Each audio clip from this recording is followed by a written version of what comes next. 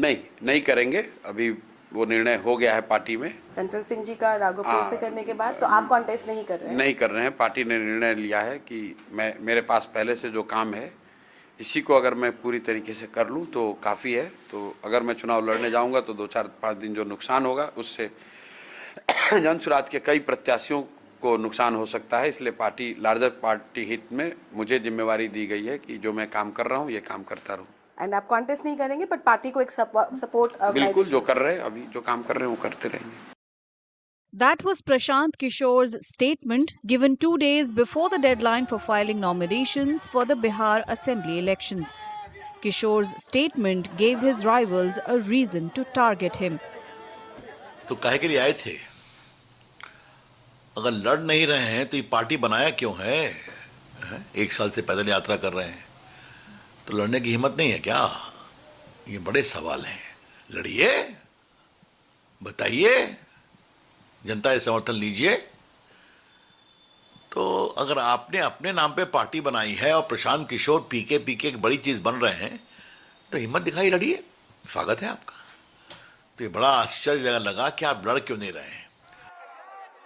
Prashant Kishore, better known as an election strategist and political advisor, was formerly a public health expert with the United Nations.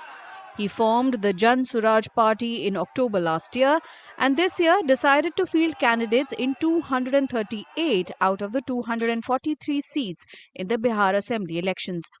However, things didn't exactly go the way the party had imagined.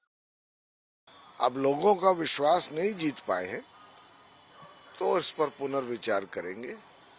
पर एक चीज का हमें जरूर संतोष है कि जन स्वराज का जो एजेंडा था, चाहे वो रोजगार हो, चाहे वो पलायन का हो, चाहे वो शिक्षा का हो, चाहे वो भ्रष्टाचार का हो, अब ये बिहार के भविष्य में हर पार्टी के एजेंडा का हिस्सा होगा।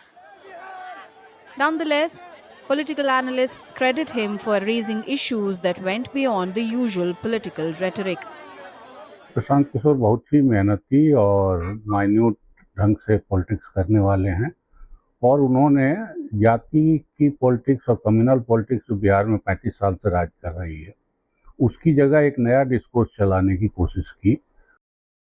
Prashant Kishore was born in 1977 in Konar village of Rohtas district in Bihar. When his father was posted to Buxar, Prashant moved with him and studied there until high school. He dropped out of school for almost 2 years after the 10th grade and then enrolled himself at Patna Science College. Later, he joined the Hindu College in Delhi University to study statistics but had to return home without completing his graduation due to poor health. He then completed his graduation from Lucknow and post-graduation from Hyderabad. Prashant Kishore began his career as an election strategist in 2012 with then Chief Minister Narendra Modi's Gujarat election campaign. Later, he formed a group called Citizens for Accountable Governance, which was credited with helping the BJP achieve a historic victory in the 2014 Lok Sabha elections. अब तो मोदी बड़े हो गए हैं काफी, लेकिन मोदी के चेहरे को सामने ले आना और क्या बोलना है, क्या कहना है, किस तरह से लड़ना है, ये चीजें बताने में प्रशांत किशोर की एक भूमिका थी।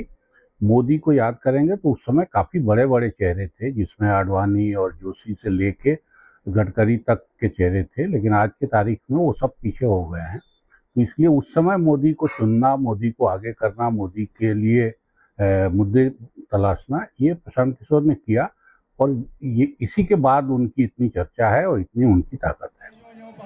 The 2025 Bihar Assembly elections were not Prashant Kishore's first foray into active politics. In 2018, he joined JDU but was expelled from the party 2 years later for criticizing Nitish Kumar over his stance on the Citizenship Amendment Act. In 2021, Prashant Kishore announced his retirement from political strategizing and later launched the Jan Suraj Party, taking out a Padyatra crisscrossing Bihar over 3,000 kilometers on foot.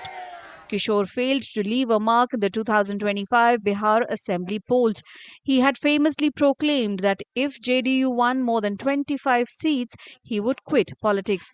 Now, with the NDA romping to an emphatic victory, it remains to be seen what Prashant Kishore's next step will be.